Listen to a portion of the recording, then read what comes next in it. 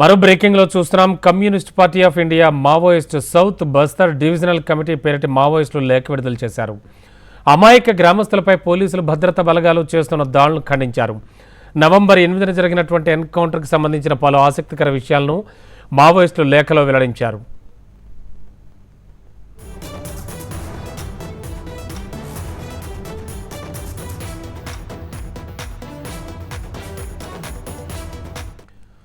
November 8న Bijapur జిల్లా నంబిధర, గల్గాం, విజాపూర్ police స్టేషన్లు, DRG, CRPF, cobra, STF Bastar fighter బలగాలు రేఖపల్లి, తుమ్రిగూడ, గుండీర్గూడ అలాగే సింగన్పర గ్రామాలపై సంయుక్తంగా దాడి చేశాయి.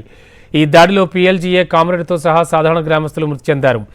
దీన్ని ఖండించాలని మావోయిస్టులు ప్రజలకు పిలుపునిచ్చారు. ఉదయం 6 నుంచి మధ్యాహ్నం 3 వరకు కూడా గ్రామాలపై దాడి చేసి గ్రామస్తులపై బలగాలు విచక్షణారహితంగా కాల్పులు జరిపాయని, ఈ కాల్పుల్లో తుమిర్గూడకు చెందిన పొడియం హిద్మా, రేఖపల్లికి చెందిన కుంజం జోగా, మరో గ్రామస్తులు దారుణంగా హతమయ్యారని ఆ లేఖలో మావోయిస్టులు ఆరోపించారు.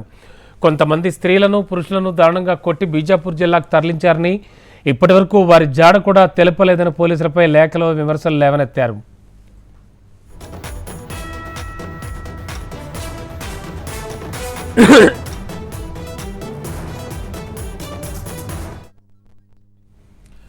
ఇక నవంబర్ 8న పోలీసులు జరిపిన దాడులకు తగిన సమాధానం ఇవ్వడానికి తమ పీఎల్జీఏ దళాలు పోలీసులపై కాల్పులు జరిపాయని, ఈ దాడిలో పోలీసులు కూడా గాయపడ్డారని పేర్కొన్నారు. కానీ ఆ విషయాన్ని పోలీసులు గోప్యంగా ఉంచారని వెల్లడించారు. తాము వచ్చి ఒక వీర గెరిల్లా యోధుడిని కోల్పోయామని లేఖలో ప్రస్తావించారు.